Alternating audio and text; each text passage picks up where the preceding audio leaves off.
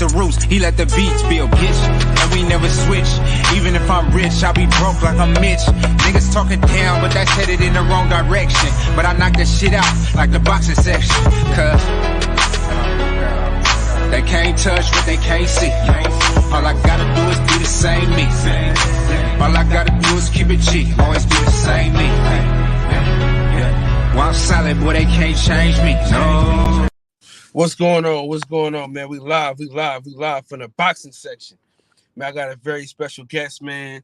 My dog got a Philly, one of the coldest strength and conditioning coaches in the game. My dog, Rob. What's going on, big dog? How you feel? What's up, bro? What's good with you? Man, it's all good, man. Good to have you on. Chop it up with you real quick. Oh, man. Let me see. Somebody change that back. All right. Man, so let everybody know your name, where you from, and how you got started doing the personal training thing. Well, I'm Rob Acosta from Philly. Been doing strength and conditioning since 2007. How'd you get into it?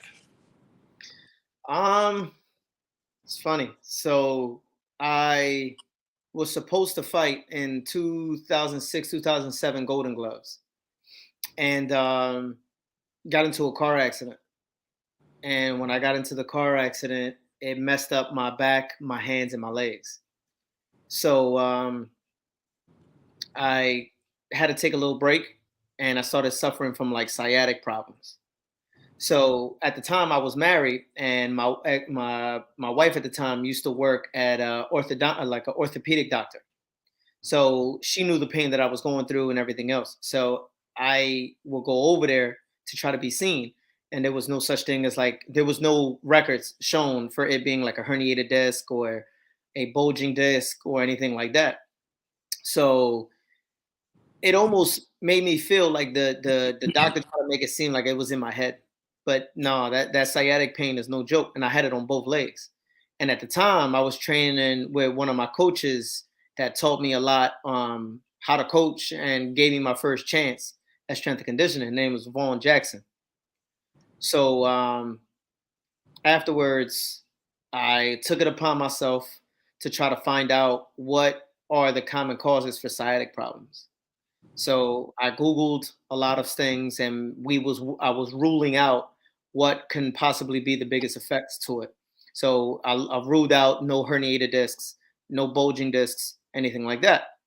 So there was this other problem called the piriformis syndrome, which is it's like a triangle muscle that goes in your lower back, like right around where your butt is at. And that nerve runs through that muscle. So anytime that muscle cramps up, it locks on the nerve and it shuts the leg down. So I then find out how that muscle plays a part in the human body that makes the leg go from left to right. So I started doing exercises that helps for that same movement. I started doing skiing exercises like I was playing hockey or I was skiing or anything like that. And then back in the day, there used to be this board that was it looks like a washboard, and it was white, and it had two rollers at the end. And you used to put on the little shoes that the doctors put on when they about to do surgery. And you get to slide from side to side. So I started doing stuff like that. I ended up fixing my own problem. Oh, shit. Yeah, I ended up fixing it. It took a while. It took a nice little grip. So it was very depressing. You know what I mean? Because I couldn't do much. I couldn't lift my kids up. I couldn't spend time with my wife at the time because I was always in pain. I needed assistance going down the steps, up the steps, going into the bathroom and everything else. So enough was enough. And he used to give me oxycodone to try to subdue the pain. But the pain got so bad that I ended up getting addicted to the pills. So one day I just said, fuck this. I'm not doing this no more. So I took the pills, I flushed them all down, and I said, I'm gonna find my own problem. And that's what I did. I started doing my research and everything else. And then I went back to the same coach and I said, listen, I don't want to fight no more, but teach me how to coach. And he said, you really want to do this? I said, yeah. So he said, all right, I'll give you a shot. And I started working with fighters at the time. And that fighter at the time, his name was Mike Jones. So Mike Jones, I worked with Mike Jones for a few years, and then started branching off. Sure. How long was that process? What? From the car accident to It was a struggle, bro. It was bad, man, because the car accident happened like around 2006, and I think it was the 2007 Golden Gloves that I was supposed to fight in, and I ended up did fighting for the gloves anyway. So it was bad, bro. Like I remember sparring, and my legs started to go, and I just had enough. And I thought it was so many other things, man. But you know what it is. So back then, a lot of coaches they didn't know they had knowledge in conditioning and stuff like that, but a lot of guys really didn't know anatomy. You know what I'm saying? They didn't know how to get to the root of a problem, how to diagnose a problem, how to fix a problem. They just knew basic shit. They knew how to do a push up. They knew how to do sit-ups. They knew how to burpees. They knew how to do stuff that can take you but so far. You know what I'm saying? So with that, it caused more injury because my coach at the time was telling me it's okay to run with boxing shoes on. You know what I'm saying? When I did my squats back in the day, I was doing them so wrong, and I ended up developing an interest in conditioning. That was it. sure. Um, so you start coaching, Mhm. and when did you realize, okay, the training boxing is cool, but I want to focus more on the strength and conditioning? When was that light bulb? Um, Recently, actually, the beginning of this year. So I had a few fighters that I trained last year, and we fought in the gloves, and then COVID hit, and then that was a pain in the ass to get through. You know what I'm saying? Like to try to stream around the guidelines that the city had put in place. So it was very difficult to try to work with fighters, and then we had no idea when the dates were. We had no idea when's the next fight, so we was training really for nothing. And then when boxing came back, it was difficult because it was like every single weekend I had something to do. Every weekend we had a fight. And I was taking time away from my kids. I was taking time away from my family. And I'm a big time family person, man. I've been like that for a long time. And I have my reasons why I'm like that now, opposed to how I was back in the day. You know what I'm saying? So it was this year where I let a lot of the amateurs know, like, yo, I'm gonna refer you and recommend you to another coach. I just want to focus on the strength and conditioning, and this is what I want to push through. So after that, 7 months later, this is where I'm at. Now, a lot of people don't know that you was sick with the blades. You know, Oh yeah, I'm a barber for like 20 years, man. I've been a so barber for 20 years. I started cutting hair in 2002. let's talk about that process because you had your own shop Uh and it was huh. booming. Yeah. So tell us about that time. So when I became a barber, Yeah. yo, it's a funny story, bro. So it was around 2001. I just graduated high school, and at the time, um, my girl at the time, who was became my wife later, she was we were staying at my mom's house, and we were sleeping downstairs. And I woke up one day and I said, I'm gonna go be a barber. And she talking about go back to sleep. I said, nah. I said, nah. That's no bullshit. That's exactly what happened. So I woke up and I said, nah, fuck that. I'm gonna go be a barber. So I got up and I went to different schools. I got on a bus and I started going to different spots. Now in Philly, there was a school back in the day called Tri City. Tri City was the only barber school that you can pay that was for barbering. But the problem is they didn't take any financial aid. So I wasn't working at the time. As a matter of fact, I did work, but it was like seasonal. I worked at Toys R Us. And they didn't offer no financial aid. So I said, all right, let me just keep pushing. So I kept going to different schools. And then there was a certain school that I found not too far from the crib. So I went to the school and I said, I want to be a barber. So they're like, oh yeah, we got a great barbers program and all this other stuff. And I went down there and I signed up and I came back home with all these pamphlets, bro. And my girl at the time was like, yo, you serious? I was like, yeah, I told you I was going to do it. I wasn't playing. So the school was a cosmetology school with a barber's program. That school was Gordon Phillips. So later, Gordon Phillips, like around June, July, they sold the name Gordon Phillips. They sold the franchise, and it became Empire. So then they moved. Okay. Now they moved Empire all the way up to the Northeast. So then the barbers program also got cut. So then they like, all right, the barbers program got cut, so you're forced to learn cosmetology. And I'm like, well, that's not what I wanted to do. And they're like, well, you can transfer your credits and go to another school. So then I went back to Tri-City, and they told me like, no, you can't do that. You will have to start over because we can't accredit you for that school. So I said, fuck it, I'm gonna just rock out. So what I ended up doing was I went to my barber and I said, I told him my situation. So he's like, all right, listen, I'm gonna teach you how to fade. I'm gonna teach you the lines, and I'm gonna teach you how to work the clippers and everything. I need you to come here, and you're gonna come every day or as often as you can. So that's what I did. I did it every time I got a chance. And since Empire was a school where you can go hands-on and practice on people, whatever I was taught, I would practice. So when I graduated, I got hired by the same barber who cut my hair. 2-3 years later, I opened up a barbershop with the same squad. So now I became from a client to an employee to a boss, all within a 5-year period. Damn. That was it. I've been cutting ever since. So, would you ever open up another barbershop? Hell yeah, bro. I was supposed to open up a barbershop before I opened up the gym. Damn. I was supposed to open up a barbershop before that gym came about. I was just, I'm a spiritual person, so I was guided into a different direction. And I lie to you not, that was going to be my first thing I was going to open was a barbershop because I'm so familiar with the world.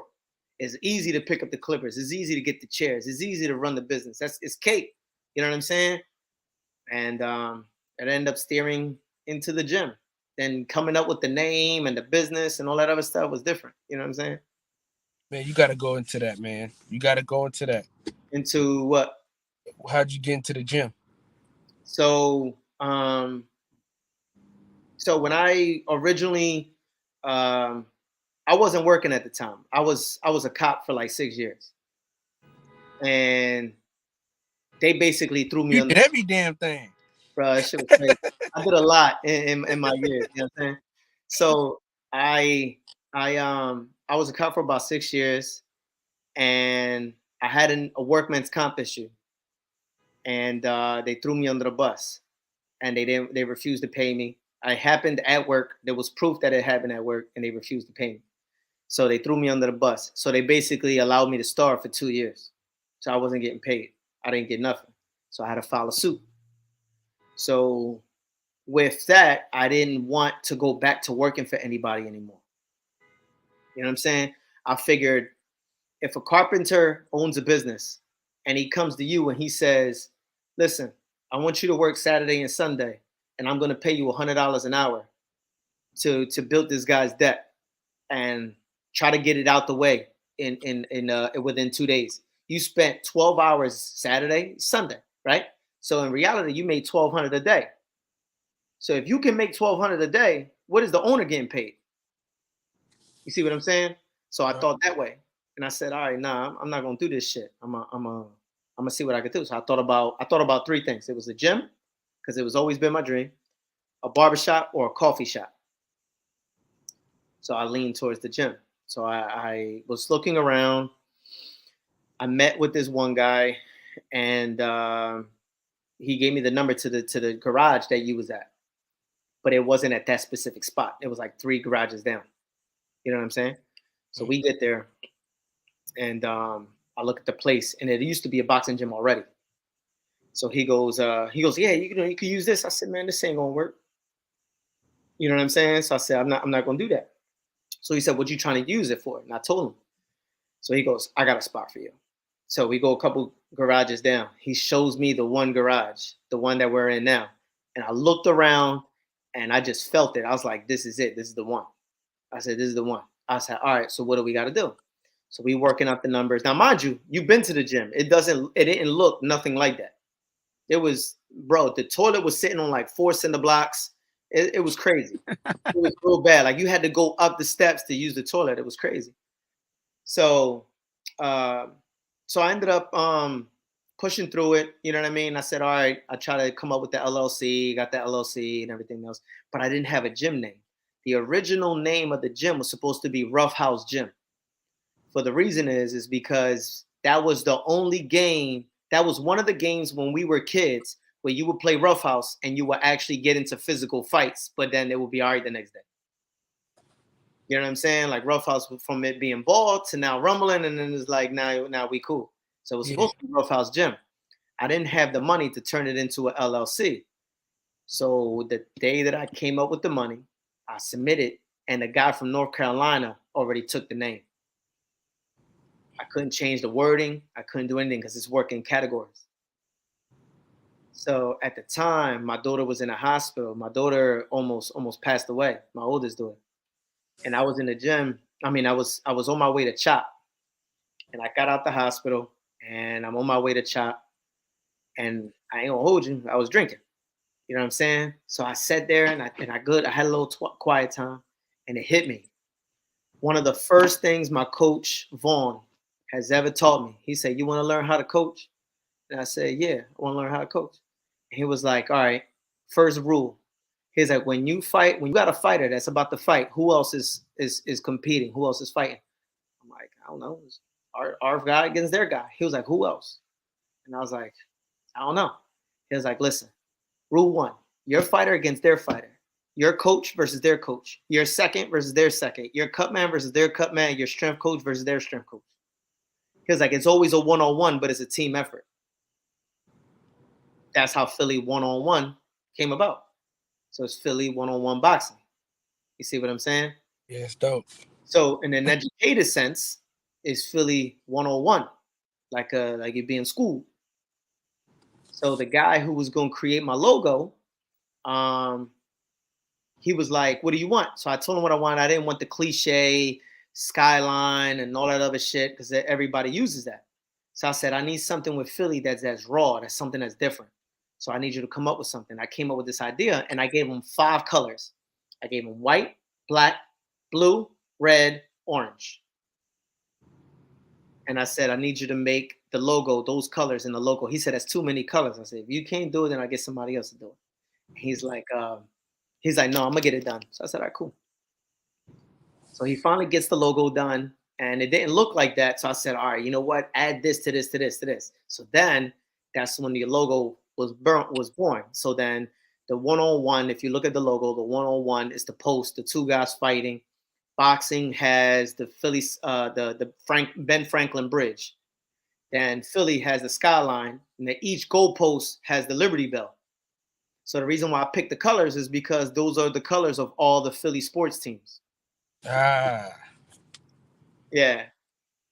Which all those flags are hanging up in the gym right now. Yeah. Which is why, you see it. You see the Flyers, you see the Sixers, you see the Phillies, you see the Eagles and shit like that. So, so originally the owner of the building says, I got bad news. I was like, what's up? He was like, I can't give you the space. And I was like, why? He was like, there's a lady that was renting it and I didn't know, but we're trying to evict her. But in the meantime, since you already made your payment, we're going to take it to another gym. So I go to another spot. I didn't like it, but I felt obligated to take it. You know what I'm saying? And L&I came in. L&I came in, and then they're like, we can't approve this as a gym. I was like, what? Why? He was like, because there's no handicap ramp. So I'm like, I can't do that. It was like a dock. It was almost like a dock, like how trucks reverse into the dock.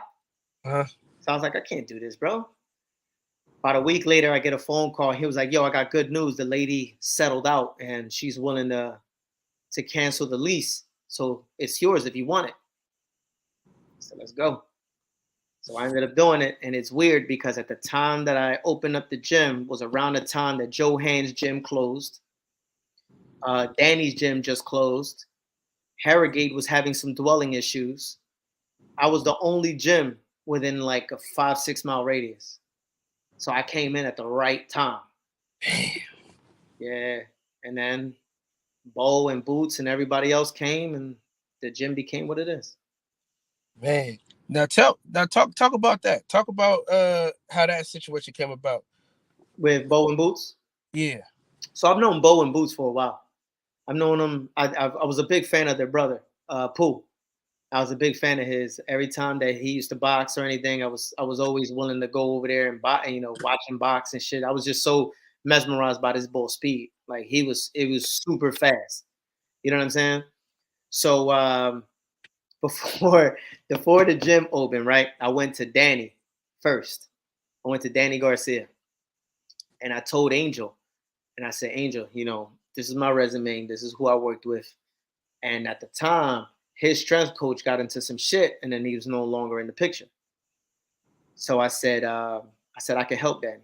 I was like, him having a new boxing coach is not the problem. I said, Danny gasses out in the later rounds. He needs to feel the confidence to let his hands go, so that way if he got gas in the first round, he should have the same amount of gas in the 12th. So I can help him with that. So he goes, all right, take my number down. I want to see what you could do with Danny in an hour. So I was like, all right, cool. He never answered the phone. Never answered the phone. So I said, all right, I'm going to just move on. So then I went to Harrogate where Bo and Boots was training. And Boots was, I believe he was still in the amateurs at the time. And he was doing the sit-ups with Rel. Rel was next to him. And he goes, yo, you still do strength and conditioning? I was like, yeah. He was like, all right, I think I'm going to talk to you. So I told him how I work or whatever. A couple of weeks later, he said, I'm going to pass. I'm just going to do whatever I've been doing with my family. I said, all right, cool, no problem. I'm still a fan of yours. No harm, no foul. I'm still support you. Years later, I opened up the gym. So they had dwelling issues. So my first day opening up, Boots comments on the gym page. And he says, yo, your ring is beautiful. I'll see you soon. In Philly, when you say somebody, I see you soon, I see you when I see you. You know what I'm saying? So he called me and he goes, yo, you at the gym? I'm like, yeah, I'm here. He was like, all right, I'm going to come through and train for the day. All right, cool, come on. So he came by, I closed the gate. He pro at the time. So he comes in, he closed the gate, and he just started training like it's his home. You know what I'm saying? I like the family, so we was cool. So then he looks around and he goes, hey, Dad, this is where I want to be. So he goes, yeah, okay, well then fine. So I was like, all right, cool. Y'all want to stay here? And he's like, yeah, I'll make you a key and I'll bring it tomorrow. That's dope. And that happened. Man, everything is like organic, man. So that's hella Crazy, dope. right? Yeah. Now you got one of the best fighters in the fucking world. Yeah. You go from not getting a phone call, like an answer back, to getting one of the biggest fighters in Philly. Yeah. It was awesome. I can't, I'm grateful for it. That's dope, man. Your gym is doing fucking numbers, man. I've been to the gym, 3-4 times now. Mm-hmm. And, the aura in there, man, the energy in there. If you want to go to it, and the thing about it is, your energy of being a barber and being in the shop has transferred over into that gym. Yeah, because it feels like a barbershop. You know what I mean? It did, bro. It's the same vibes, bro. Yo, you can go to a barbershop. I got so many I got 20 years of barbershop stories, bro. You understand what I'm saying? Like, I love that atmosphere. I think that there's no man on earth that has gone to a hood barbershop and not walk out of there with some sort of knowledge. Yeah. It's impossible. You know what I'm saying? Like, you're going to get laughs. You're going to get arguments. You're going to get all kinds of talks. You're going to get wisdom. You're going to get knowledge. It's crazy. So I wanted to bring that same vibe over. And I'm happy. It works. And then you get Jerron Ennis. Mm-hmm. Then Greg Hackett has trouble at his gym. Then he comes to your gym. So now you got one of the best trainers as far Bozy. Then you got one of the best fighters around Ennis. Then you got another great trainer, which is always gonna have the gym on.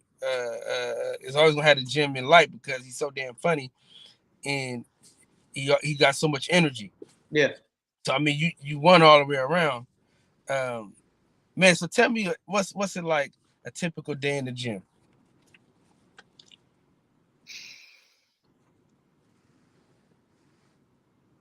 It's just a regular day, bro. You seen how we work, bro. People's training camps look like our regular day. You know what I mean? Yeah, And you've seen it. Like I've seen fighters come in and they see us training on a drill day or sparring or whatever the case is, and they be like, "Oh, y'all work." Yeah, you know what I'm saying. But the crazy thing is, that's what I'm used to seeing. So from here on out, whether the gym works out, whether I branch off and focus on conditioning and start traveling all over the country, like my mindset is only going to be set on that specific task. Like, yo, I want to see how y'all work. And if the work rate doesn't match up, I'm like, all right, I know how far I could take this, how far not to take this. I know what kind of exercise you can use to, what type not. You know what I'm saying? Because yeah, everybody a workhorse. Everybody a workhorse. You got coaches that'll get in there and box you. You got coaches that really do running. Like I hit you up earlier. I was running. You know what I'm yeah. saying? Like, you know what I mean? Like these we do this stuff for real. It's like it's part of our life.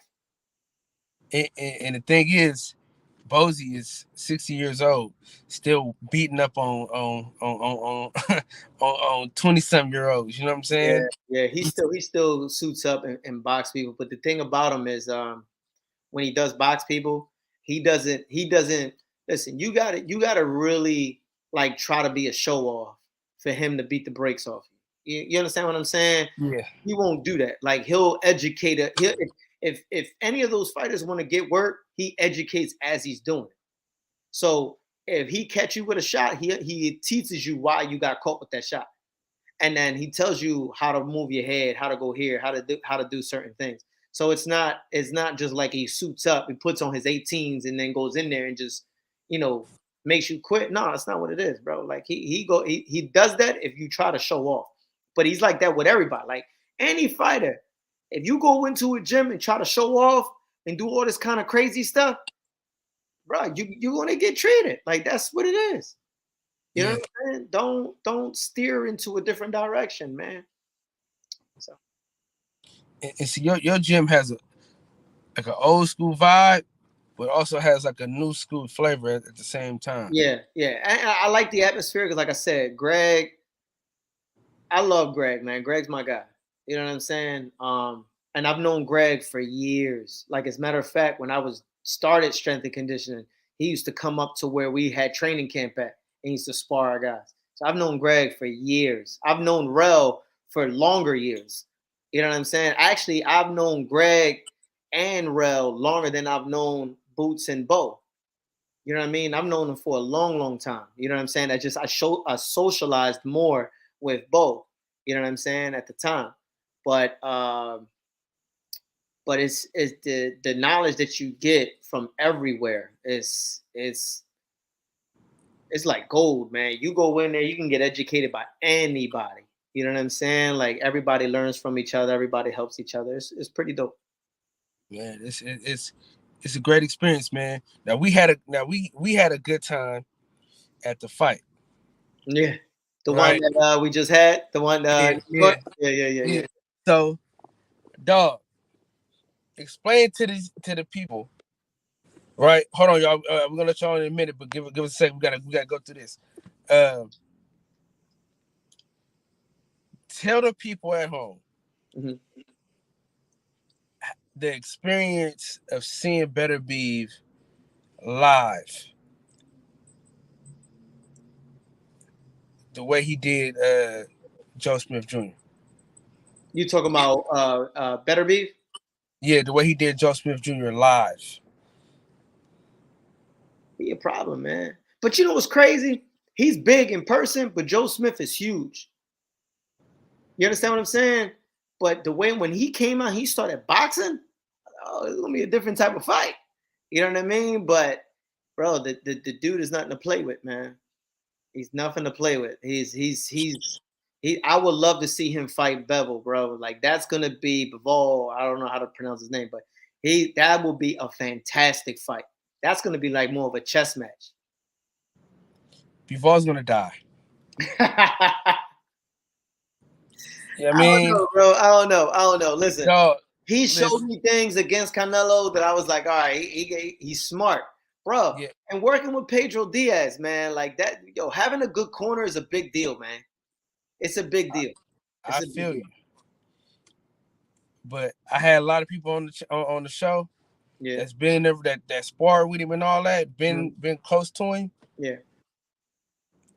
I told Anthony Yard, we saw Anthony Yard that night. Yeah. And I told him, I said, hey man, just hold off. Boxing is about timing. Yeah. Just don't rush it. You don't need that. I told you, I said, you don't need that problem right now. Yeah. You know what I'm saying? You don't need that problem. You know what I mean? You don't. Right. Nobody does. He a problem, man. I like him. Man, that motherfucker hit hard as hell. Yeah. All right, now, so if you got, we're gonna do a couple games, things like that, and then we're gonna open up the panel for questions. Right. If you got Al Heyman, Eddie Hearn, Bob Arum money, you can take 5 guys and promote them. Who would they be?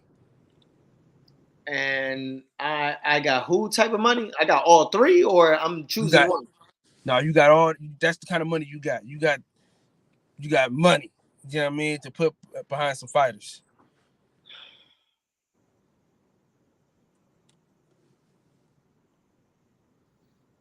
I'm gonna go with. Of course, I would work with Boots. And you said 5 fighters? Oh yeah. That's currently signed or not signed? Don't matter. It don't matter. It's some fantasy shit.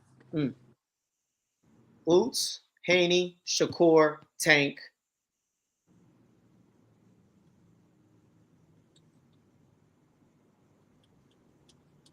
Go ahead and put a heavyweight in there.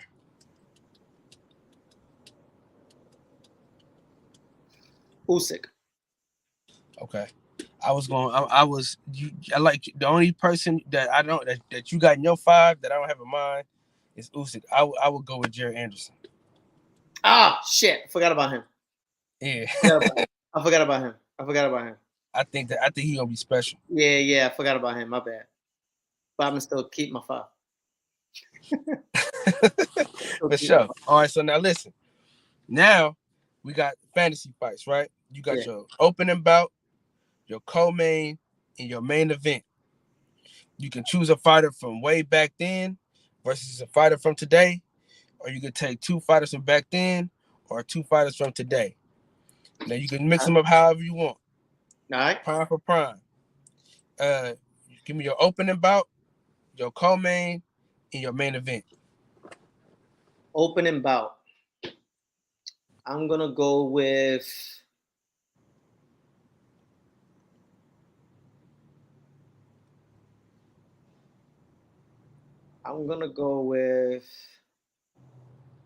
Sweet Pea and Roberto Duran. Oh shit. Co-main. Wait, hold on.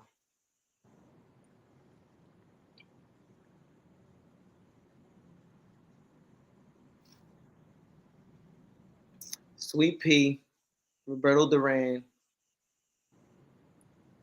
Co-main. I would do.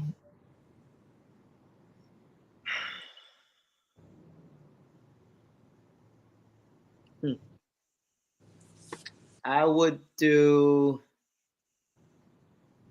No, you know what? Hold on. Make that the co-main. Sweet Pea Duran. I would do Pacquiao early career against oh my gosh, hold on. What's his name? I keep forgetting his name, bro. He was the guy, he was 27-0, 27 knockouts, and had a tattoo of the big Argentinian or Panama flag in his chest. He actually got arrested. Oh, he got for killing it. Yeah. And he hung himself. Shit. What the hell was his name? He was a South. Bro, we had like an hour show about that nigga. Fuck, what was his name, bro? I know exactly who you talking about though. He was a bad motherfucker. But yeah, what's did he his kill his name, wife or some bro? shit like that? Huh? Did he like kill his wife or something like that? He killed his wife and then he hung himself in jail. Yes, Edwin Valero. Yeah. Edwin fucking Valero. I would do Valero, Pacquiao, early Pacquiao as an opening bout. Mm-hmm. Co-main, I'll do Sweet Pea and Duran, and then I would do Prime Sugar Ray Leonard against Prime Floyd. Nice. That's a good one. Yeah. That's a good one. I'm gonna let's do this. All right. I'm gonna switch out the Pacquiao Valero fight, right? Mm-hmm. Give me Salvador Sanchez. Okay. Versus Manny Pacquiao. Okay. Opening bout. Okay. Right. Then for my co-main, I'm gonna do Andre Ward. Mm-hmm. Roy Jones Jr. That'll be a good fight. I got Roy, but I got that'll be a good fight. Yeah, it's gonna be a good one. Yeah. I'm a town guy, so you know what I'm saying. I gotta hold it down for the town. Then my main event, Muhammad Ali, Deontay Wilder. Okay. Just because you know what I would do though, I will also try to, if I can put more of a card together, I would try to see Camacho and Trinidad. God damn it.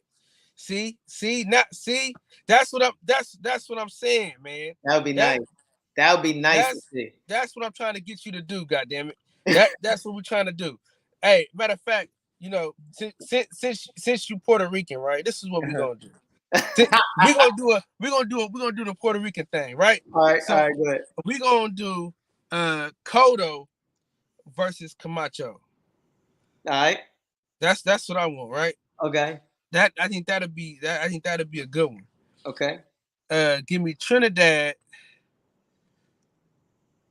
Let's see, man. Who could Trinidad go against, man? You got a few. You got Cito Escobar. No, I'm gonna switch it because you're gonna like this one. Give me Cotto and Danny. That'll be a great fight. Yeah, give me Cotto and Danny. That would be an interesting fight. That would be a very interesting fight. They both got crazy chins, man. And crazy power. Yeah, that would be a good fight. Yeah. And then I'm gonna go Trinidad Camacho. Yeah, that would be a good fight. Yeah, I like where we're going. I like them two fights. That's now we need to open them bout.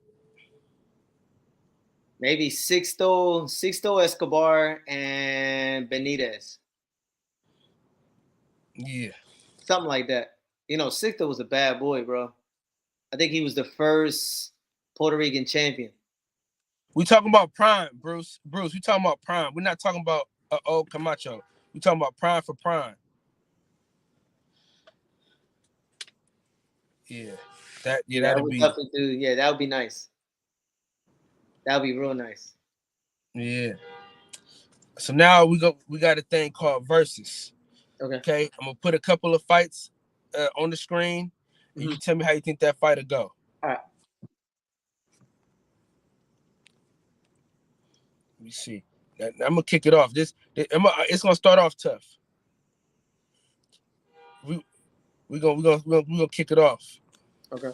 You already said who you got, but we had to do it again. I'm gonna go with Roy. Oh, you gotta tell me why. I think he was the more skilled fighter overall. I think he was more skilled. He was definitely faster than Ward. He had great combinations. Ward was very smart. His IQ was genius-like. You know what I mean? So it would be a great fight to see, but I would like to see how he would adjust to Roy's speed. Roy was flashy, man. He'd go in there and make you miss and then just make you pay, especially throwing them 4 or 5 hooks. Yeah, I don't know. I got you. I got you. Boom. Foreman. That power, huh? Yeah. Yeah, Foreman. Foreman. Won't be easy though, but I will go with Foreman. Ah. Prime? We're doing prime for prime, baby.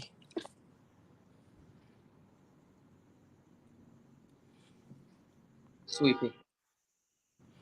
Okay. Now this is a tough one right now. This is a tough one. All right.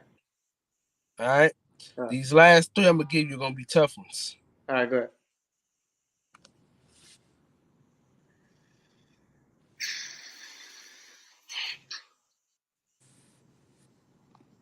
I don't know. Hagler. Hagler. Oh shit. All right. All right. Yeah. Okay.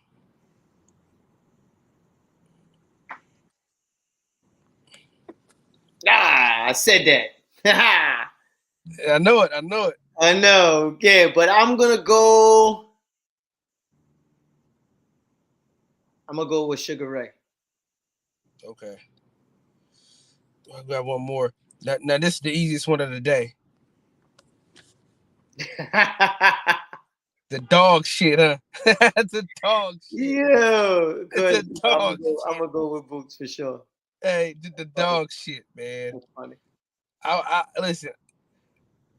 Last but not least, I like that. I like this matchup because they both wiry guys, and they both can hit.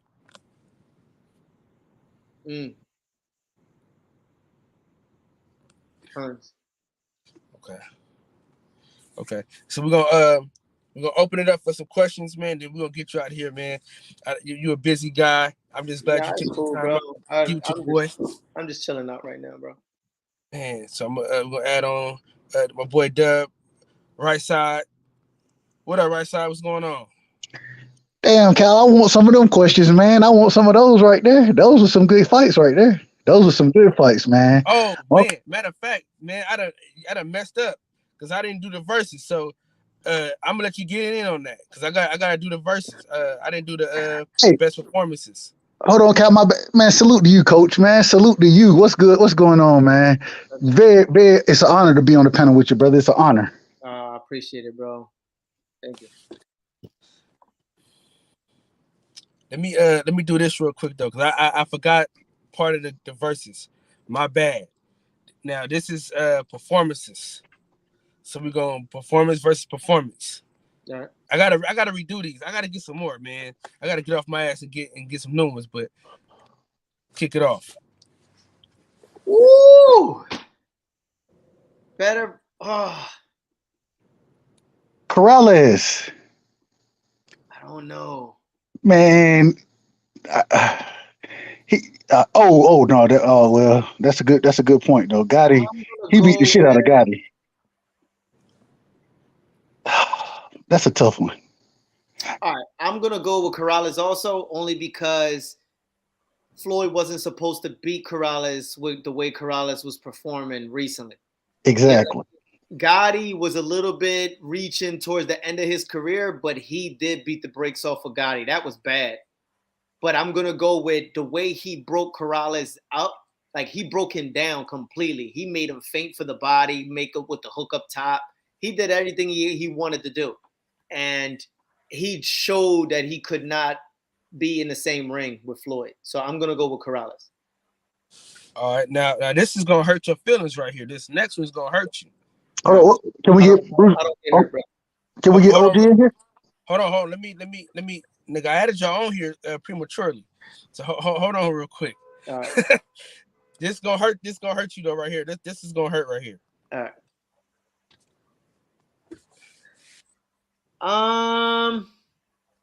Why would you think it hurt me? Trinidad. I'm not a fan of Trinidad. Oh, for real?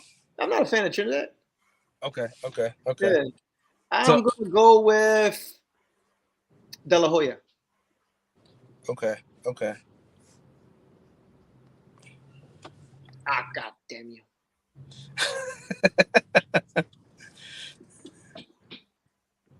Leonard Duran. That shit was personal. Okay. Now we got my man 100 grand. We got Bruce, and then we got right side. Ask him a few questions. Bruce, how are you, sir? Salute, my brother. Good to meet you, man. Pleasure. Yeah, honor's mine. Go ahead, Bruce. No, I heard you talking some kick-ass boxing up here, man. I heard you making those fantasy cards, and I saw you drop the link. And no, Rob Acosta, it's a pleasure to meet you, bro. You know, I don't know too much about you, man. I've heard your name before. You're training out in Philadelphia. Yes, sir. You know, I got a friend of mine who's been boxing for a long time, and you know he's down in Philadelphia, and he's looking to get back in the gyms. He's looking for some training. I know you might have heard of this dude. His name is Tim Witherspoon. Oh yeah, I know Tim. You know Tim, bro. You ought to get in touch with Tim Senior, Tim Junior. Tim Senior, bro, two-time world champion, man. Yeah. I was talking to him last week, and you know he's looking to train, man, and you know he's kind of. You know, people are a little shy of him because you know they see him as such a high-ranking figure in boxing, and he wants to get down in the trenches. He wants some boxers to train. He's got a lot to offer, bro. So if you don't know how to get in touch with him after the show, I'll drop his number in the private chat. But you know, Tim is you know, and he's in great shape and he's in great spirits. Yeah, I'm not hard to find, man. Well, listen, man, I'll go different places. I'm either home, doing my running. Or I'm at the gym working. I'll definitely let him know, my brother. Yes, sir. Thanks, Bruce. Appreciate you. Real quick, Rob, did you get to watch the fights last night? No, I did not. Okay. No, I didn't get a chance to see them. I heard about Rashidi Ellis and Ray. Was Ray Vargas one? Mm-hmm. Yeah. I heard that was it was a nice split draw. I mean, a split decision. So the fight had to have been great. Man, that Marcel dude is ass to me, man. He's a fucking bum. Yeah. Like, I'm telling you, man. In my opinion, Gary Russell won that fight, man. I know. You know what's crazy? I had to watch the fight twice because I felt as though that Marcel won, but there was a lot of guys that was at that fight, and they said they the ones that told me to watch it again. So I watched it again, and with the circumstances of Gary Russell's hand being messed up, he should have dominated the fight a little more than what he should have, and he still couldn't touch Gary. So basically, he won the fight off defense and counterpunching. You know what I mean?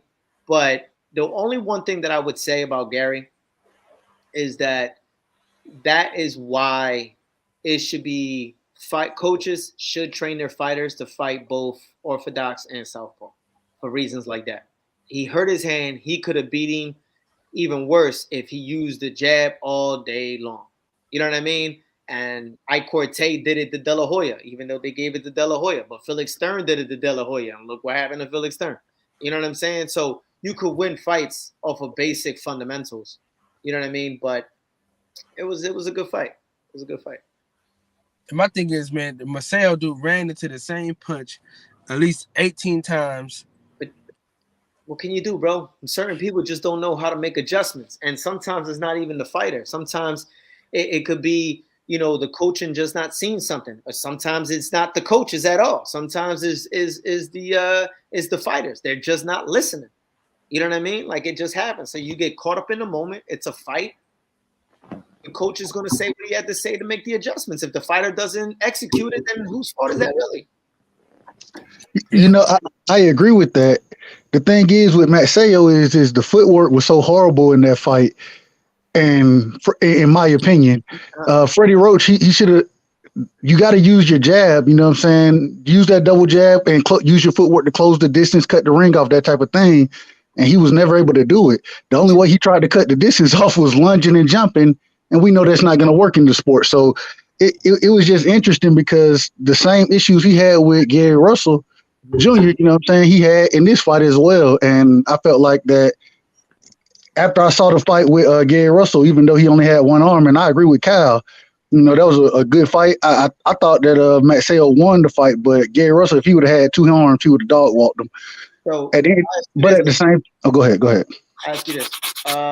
With that being said, don't you think that it's kind of ironic that most of the fighters that Freddie Roach has had or didn't have, or the Oriental guys like from the Philippines and everybody else or anything like always had trouble cutting off the ring in general? I agree 100%, and that's why Right I don't side. even go my bad. What did I just tell you the other day when we was talking about battle rap, and I said Freddie Roach is one of the most overrated trainers, bro. I don't think he's overrated. I really don't think he is. I don't think he's overrated, bro. I just feel as though that he Freddie has a great story.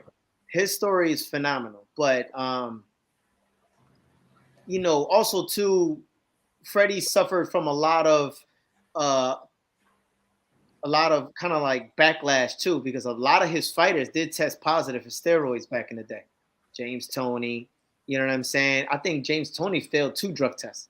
You know what I'm saying, under Freddie. But it's so much. Then we had the speculations of Pacquiao. You know what I mean? So I don't think that Freddie's a bad coach. I just think that maybe sometimes the coach doesn't fit the fighter. You know what I'm saying? Like, because you could look at Floyd Sr., who's a phenomenal coach and everything else, and look what he's done with Floyd. But did Floyd have just God-given talent? Because it's weird how Floyd Sr. really couldn't multiply a lot of those in multiple forms. You see what I'm saying? Like, he didn't have multiple fighters win multiple world champions and so on and so forth. So, how are you really judging his coaching? Because you were talking about Floyd before for a fantasy fight, Floyd Jr. against Sugar Ray Leonard. Yeah. I was lucky enough to see Sugar Ray Leonard fight Floyd Sr. And bro, you look at Floyd in the ring now, and he looks just like Pops. Nice. He's on a different level, but he's got the same basic style. And if you look at that fight, I mean, Floyd Sr., he took a beating in that fight. Yeah. And that was at the Providence Civic Center, and he took a fucking, that fight should have been stopped. Wow. Sugar Ray turned into a hawk. He beat the fuck out of Floyd.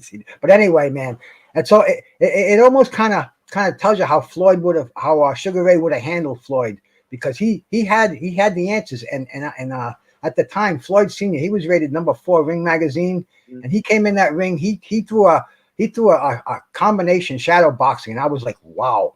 And then Sugar Ray came in, and he looked like fucking Bruce Lee, Eye of the Tiger. He was so lightning fast. But just when you mentioned those two, I had to think back on that fight, because that almost laid a pattern, and that's a great fantasy fight. But I think Sugar Ray Leonard would. I think he'd have Floyd's number. But the only problem is too, like when people think about Floyd, you can always prepare for someone with using sparring partners who is just as fast or even faster. You can get somebody who hits just as hard or hits harder. You can get somebody that has great defense or a better defense than Floyd. Who can you get that matches Floyd's IQ? That's the difference. That's where everything sets different tone. So with Floyd being the genius that he is in that ring, how can you make the adjustments without facing someone like that before? And I think that's where every coach struggled when it came to Floyd. It's like, we got the blueprint to beat him. And Cotto had the best shot, but he relied so much on one specific thing. Like, he smothered him. He gave him a tough fight. But I just think that Cotto had the right game plan, but the wrong abilities. You know what I'm saying? Well, Floyd just had plan A, B, C, D, and then he go back to A. Right. I mean, just that ring intelligence. Yeah. And Sugar Ray Leonard, he had that too. Maybe not to the extent that Floyd did, but Sugar Ray Leonard had plan A, plan B, and he could work those plans like nobody. He had those down to 100%, both plans. We saw that when he fought Thomas. I'll tell you. But what a fight that would be, though, man. I'll tell you why Floyd wins. Nobody's ever gotten Floyd to do something that he didn't feel like he wanted to do. Nobody got him out of his game plan. Nobody got him out of his game. Roberto Duran made Sugar Ray Leonard fight a fight that he had no business fighting, and he lost. Yeah, but he also learned from that fight. Really say that? What about Emmanuel Augustus? Emmanuel Augustus came real close to beating Floyd. Emmanuel Augustus' style was so unique. He's pushing Floyd off with two hands. He made him really one of. Oh, how about Castillo? That fight was way further. If we watched that fight together, hey, listen, that fight wasn't close though, Rob. Listen, Rob, one of these good old Friday nights, we're gonna have you back on the show, and we're gonna watch that fight together. Cause we watch that fight like once every 3 months on my channel. Yeah, I gotta have you back on, and we're gonna watch that fight. Yeah. And that fight wasn't close at all, dog. That Castillo fight wasn't close at all, dog. I'm telling you. But you know what? The Emmanuel Augustus, I think he stopped the Emmanuel Augustus in 8. But that wasn't a walk in the park, man. That was a hard 8 rounds. Man. But to any of those guys, but what I'm saying is, nobody was able to get him off his game. No, like I agree. Roberto Duran was able to get Sugar Ray off his game. Yeah, but you know what though? He got him off his game because he got in his head. You understand what I'm saying? So when Sugar Ray came for the second time, he was like, "Yo, you're not gonna get in my head," and he outboxed the BS out of him. And he also was in Duran's head too. Duran thought it was going to be round number 13 of the same fight, round number 16 rather. That was a 15-round fight back then. Yeah. And Sugar Ray was just a totally different fighter. Now, who has Floyd fought? Who would have beat Sugar Ray Leonard? We could say the same. We could say the same thing for Floyd, though. That's why we can't say this is why Floyd would win, because this is just it'll never happen. I don't even like to argue fantasy fights, but this is a fight, bro. I would give a finger to see this fight. This is just this is just Which finger though? Which finger? Maybe the pinky. Come on, that's part of the. That's where the most of your. Bro. All right. Well, maybe I go wash dishes and walk out. You know what I'm saying? You can always you can still grip stuff. You know what's crazy? Man. What's crazy, guys, is my grandpa. He lost his finger when he was like, he lost his index finger when he was like 8 years old. Uh-huh. So he grew up on a farm, and my aunt, she was cutting wood, and he kept going like this. And she chopped that sucker off, boy. So my grandpa, he like this, but he could do everything. That dude is 85 years old. He still works on houses, everything. And the only how you knew he didn't have that finger, right? So I got math class, right? So I got math homework, and we're counting. So I'm trying to count to 10. Yeah. And then I'm like, Grandpa, where's your finger? Why are you playing magic tricks? I need your finger. That's funny, man. And that's how I knew he only had 4 on his side, but you couldn't tell. Wow. So it might be the index finger might be the one that could go for that fight. Wow. You know what I'm saying? You know, if I have to probably think about it, I'd say no. But if it was like, okay, they go in the ring, a finger, okay, take it, bang, boom, done. Yeah. I've got that problem. I act before I think. That's been a problem throughout my whole life. You know. Yeah. Man, that'd have been a good one, man. So man, we gonna get Rob out of here, man, because I gotta get him on again soon, and I don't wanna use him up all today. Yeah, it's cool, man. I ain't got no problems, bro. I don't mind socializing. I don't mind talking to people. Doesn't matter. And we appreciate that, bro. Listen, if it's up to me, Rob, I'm telling you, I go to work. I go back to my other job at 8. I will keep you on until then. Really. Yeah. I get it, bro. I know. I understand. But like I said, you know what I'm saying? Anytime, bro. Yeah. Now, Rob, do you work as a trainer or as a strength and conditioning coach? I do both.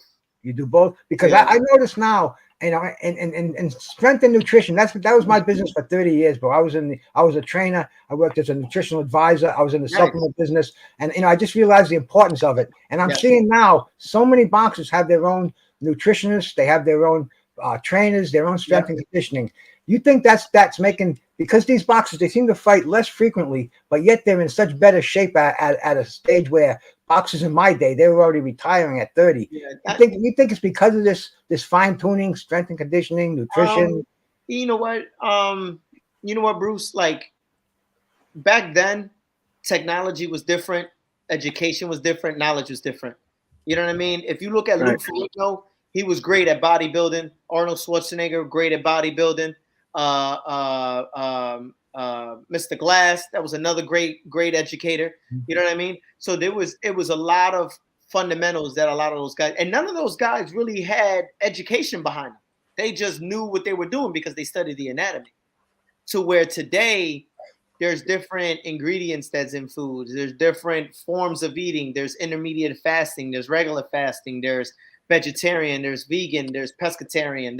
There's so many other ways to educate the body of what fits what. So if I'm working with Kyle and I'm also working with my man here, I can't give him the same diet because whatever foods may not counteract with the body. You know what I mean? Like like for me, I'm a small frame, but my blood type is AB negative. So I can't intake much carbs because then I'll feel bloated immediately.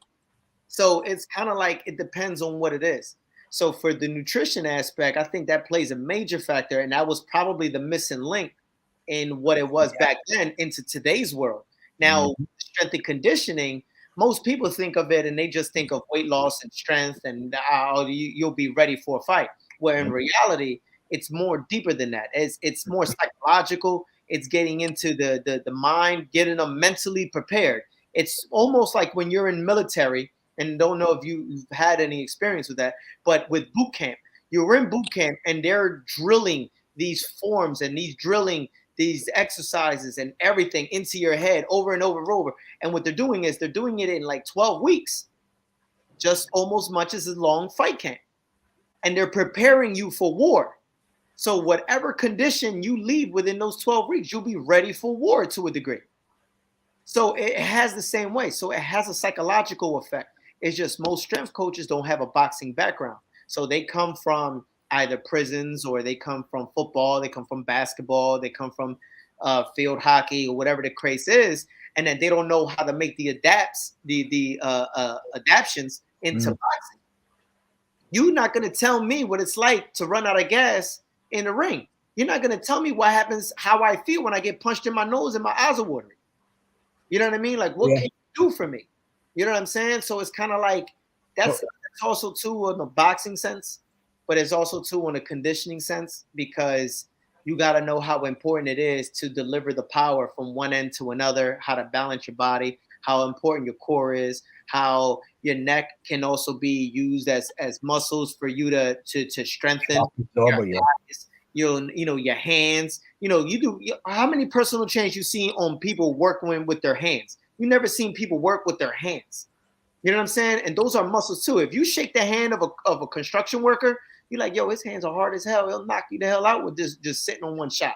So just imagine what happens if they can condition themselves all the way around. And I think that's the difference with strength and conditioning with fighters, because you got to condition them from head to toe. Now, do you think if you had, let's say, a Sugar Ray Leonard, and instead of on his off time, instead of eating hot dogs and cheeseburgers, if you had him on a year-round nutritional program, a year-round conditioning program, you think he would have been one of the greatest fighters? I mean, literally considered higher than he is now with what we have today to work with? You know what it is, man? Fighters are very delicate people. You know what I mean? They're very sensitive. So if you have to understand what goes through a fighter's mind when they're going to camp. They're sacrificing any intimacy with their lady. They're sacrificing time away from their family. They can't do certain gatherings. They can't do certain things. So they become agitated. So once the fight is over, the first thing they do is they want to eat. They want to go have sex with their partners. And then they want to go on and on and on. They want to go to the club. They want to drink. They want to smoke. They want to do everything they want to do. So what happens is they completely forget that they have to still exercise. So what happens is now they reach the level of 30, 40 pounds above their weight limit. So now they're struggling to come back to the gym. But the thing is, it's like muscle memory. Once you ride a bike, you know how to always ride a bike. So once you know how to fight, you always learn how to fight. It's just your timing and you're finding your flow all comes together. So that's more frustrating for the conditioning part of the strength coach rather than the coach himself, because the boxing coach is going to be like, well, go spar. We'll go spar. We'll go spar. That's how you go get the weight off. Go spar. Where the conditioning guy is like, damn, this guy's running out of gas. All right, I got to try to find him, clean up his diet, make sure he detoxes, make sure that his blood levels are flying. And then when he gets his blood test, you got to make sure that his zinc is on point, that his magnesium, his potassium, his he's not lacking in D3, B12s, and stuff like that. It's so much to go incorporate into it. So for my guys, I always tell them, like, even when you're done your fight, I don't care what you eat. I don't care what you do. Still run, though. But don't run. Like, don't do 3 miles in 21 minutes. No, go for like a 45-minute run. So that way the weight stays off and you just maintain it. That way now you running 3 times a week. You're walking around 165 and you fight at 47. That's easy to make. And plus you're getting that conditioning that you can't get from anything but that 45-minute run. Keep going. And then a lot of things, fighters do not like to train in the off season because it's kind of like, all right, so everybody here that works, you do a 12-hour shift at work. And then say, for an example, you work another business. You think you really want to go to that other job after working 12 hours? No. Let's be honest. So fighters are going to train their ass off for 8 weeks, 6 weeks. They don't want to go back to training again. They want to take a week off. They want to take a couple months off. Oh shit, man! Look what happened with Riddick Bowe. He wanted to go around the world and meet the Pope and put a kitchen in his bedroom. I mean, you know, that's why cats like you are real important, and fighters have to stay with you, and you have to stay on them so they're in condition. 365, bro. I mean, it's so advanced now. Can I ask this? Oh, go ahead. I'm sorry. Go ahead. No, go ahead, Rob. Go ahead. I'm just saying that you have to stay on top of it. You gotta stay on top of it. All right. So I never was a runner. I hated running. And it wasn't until this year to deal with my, to clear my mind more with everything that was going on in my life, I decided to run. So I became a runner.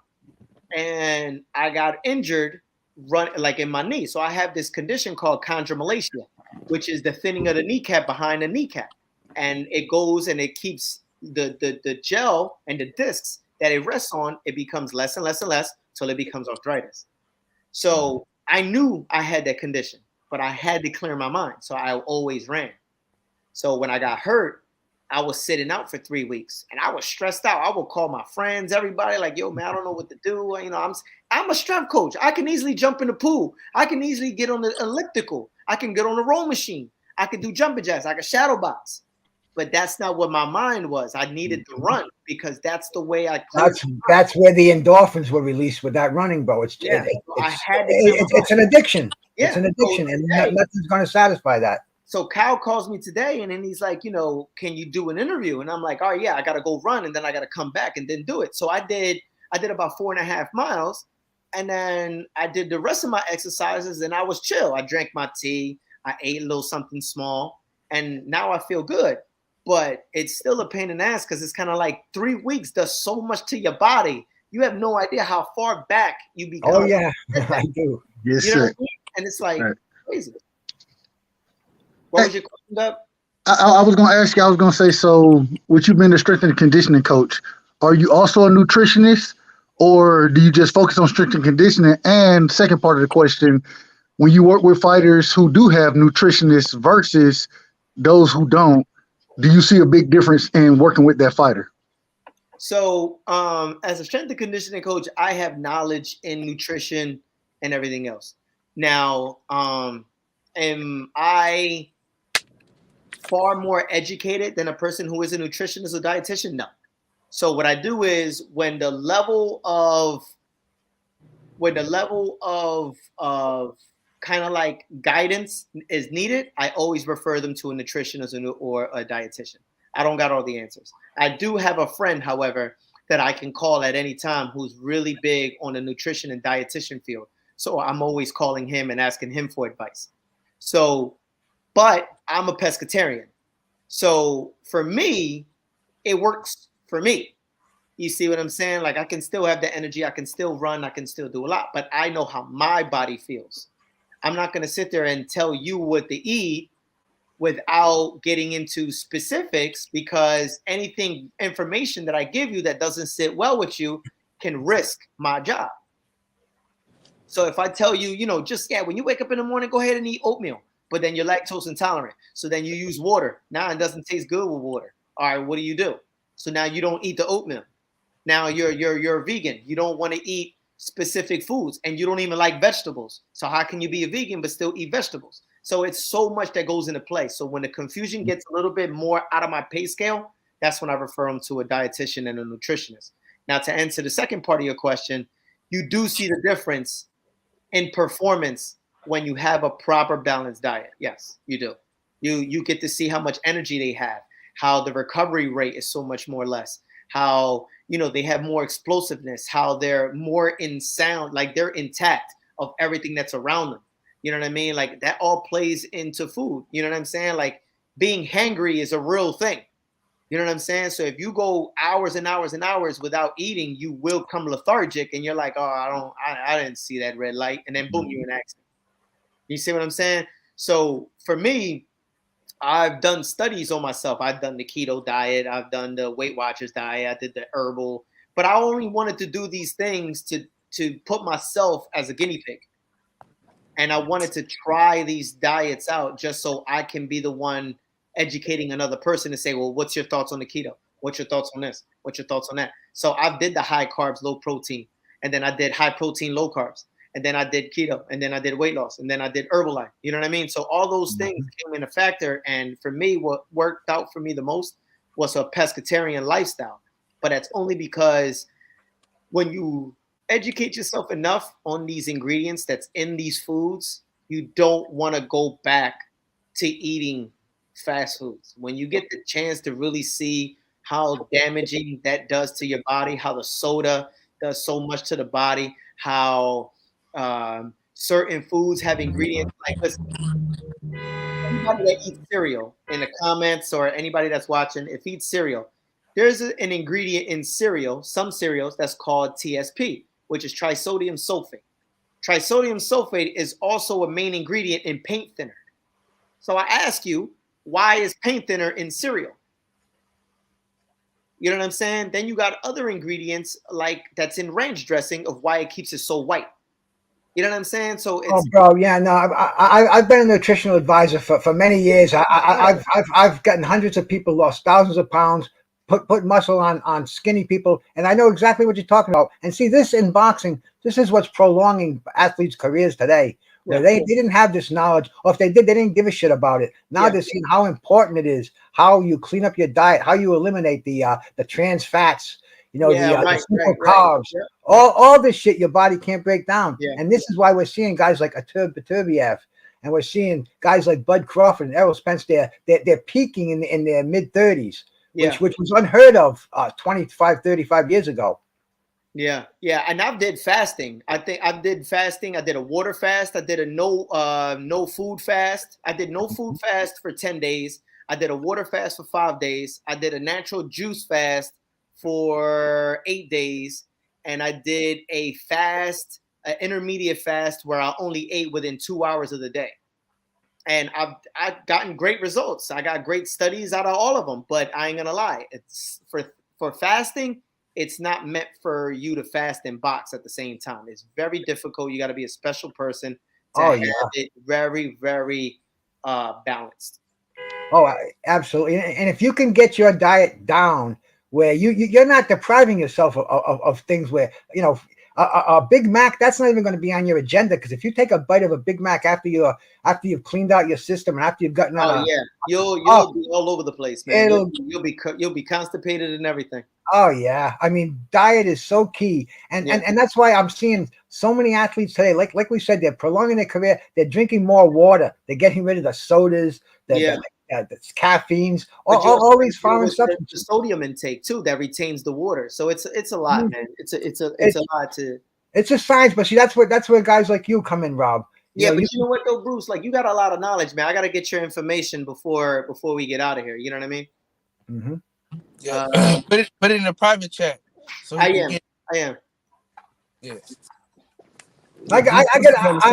I'm easy to get in touch with. I'll throw my email back there, bro. You send me an email, I'll shoot you my number. You can text me, whatever. Okay, man. All right, I'll send you my email now. I'll send it on the private chat. Me too.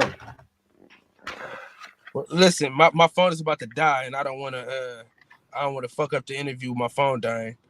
Bro. Okay, I'm gonna screenshot it so y'all can both have it. All right, cool. To answer, private chat, Picasso, I drink Fiji water and Icelandic water, and then the other one is Waiakita. I always call it Wakanda, but you should know what I'm talking about. All right, bro. Thank you so much. Before we go, does it matter what kind of water you drink? I mean, a lot of water is acidic, like Aquafina. Dasani is probably the worst water to ever drink. It's coming from a Coca-Cola product. It's very low in pH levels. You want to drink waters like what's a good water, and a lot of people sleep on it is Avion water. Avion. Yeah. That's a great water. That's well balanced. It's a lot of there's actually a YouTube video of a person testing most waters, and you gotta check that joint out, man. It's a major difference. So it does matter. It does. Like smart water is vaporized water. It's man-made created water, just like broccoli is. Broccoli is not really a vegetable. It's a man-made vegetable made from wild cabbage. A lot of knowledge coming out of this gentleman, I'll tell you, man. Yeah. Yep. And tapia is a man-made fish. Yep, and it's a man-made fish. If you look at all tilapia fish packets, it always says farm raised from Asia. So they have this large pool, and they feed it feces and all kind of stuff. FDA restrictions. You won't need a fillet of fish again if you see what's in it. Their FDA restrictions are a lot less. That's why they have those markets where they can chop the chicken heads off, clean it, and just give it to you. You don't know if that chicken's sick. You know what I'm saying? So the FDA rules are a little bit different. So tilapia is a man-made. Bananas that you eat on a regular basis are not really bananas because bananas have seeds in them. Oh, yes. They don't. The bananas are actually very small ones. Those grapes that you eat, seedless grape, anything that doesn't have a seed, it's not real. It's a man-made. It's artificially made. Am I wrong, Bruce? Except the reefer that I smoke. The Sensimilla is... But you are so right, brother. I mean, hold on. And you see things that genetically modified. Yeah, genetically modified, bro. Your cereals are loaded with things like this. Yeah. Hold on. My phone might die. But y'all can still keep talking. Hold on. No. You said not bananas, man. Please. Yo, if you cut a banana in half, where is the seed?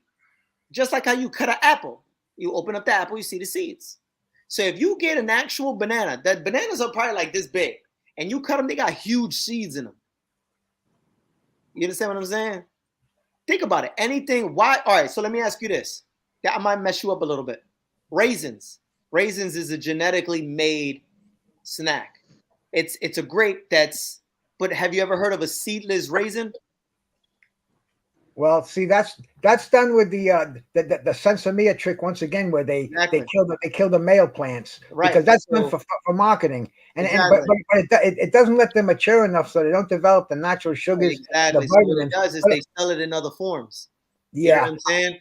Just like when you eat bologna or you eat a hot dog, it's like the last remaining parts of all the animals that is.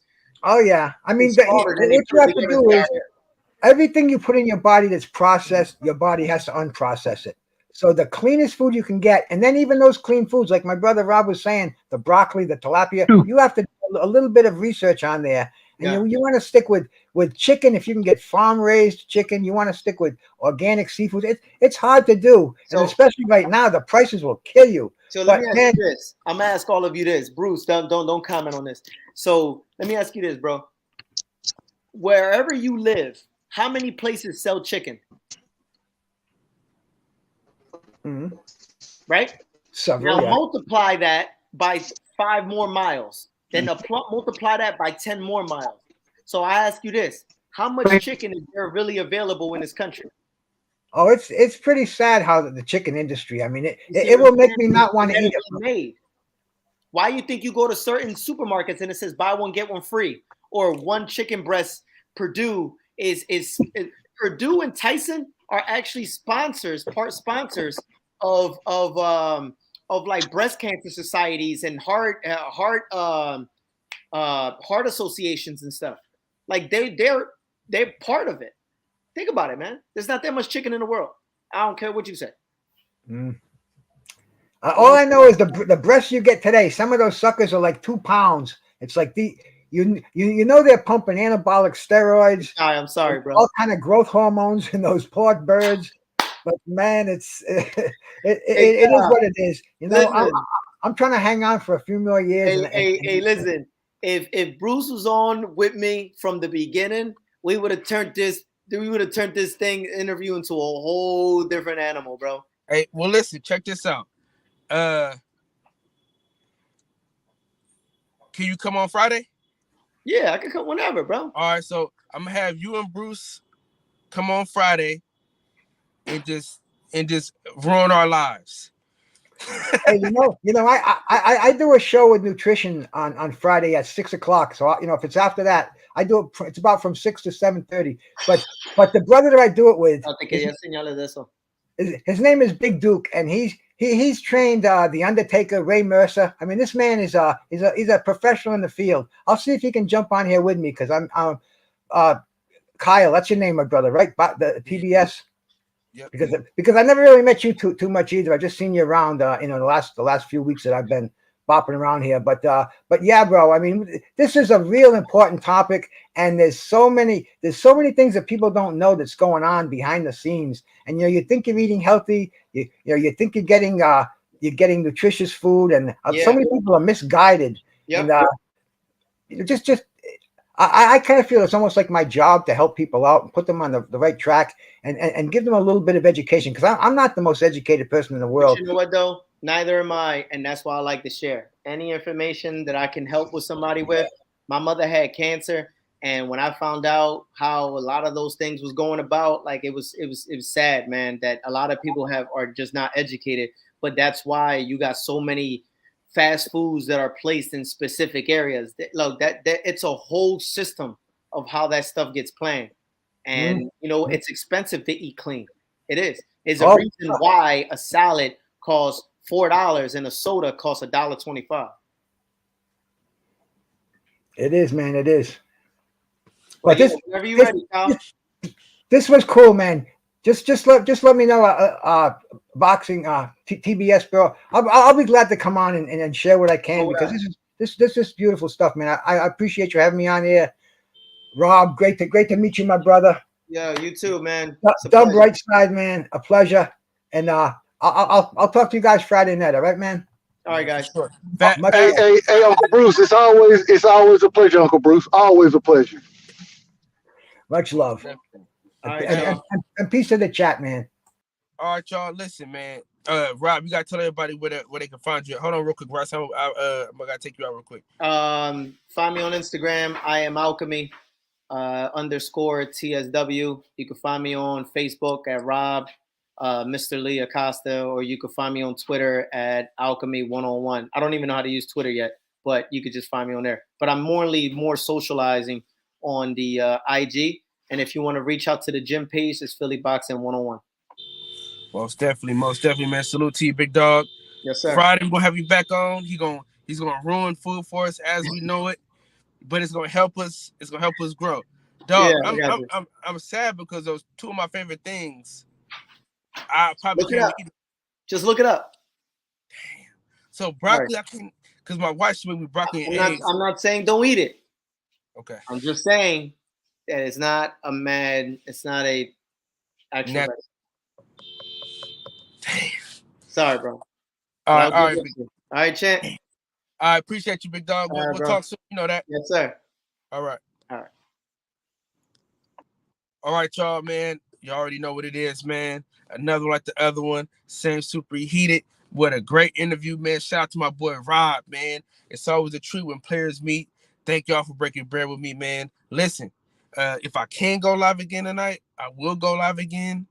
I appreciate everybody for coming on and showing love. Listen, we're gonna keep grinding. We're gonna keep trying to get these interviews going as much as I can. Much appreciation to everybody that pulled up, man. And wait till I tell my wife about this broccoli shit, man. It's gonna hurt our feelings.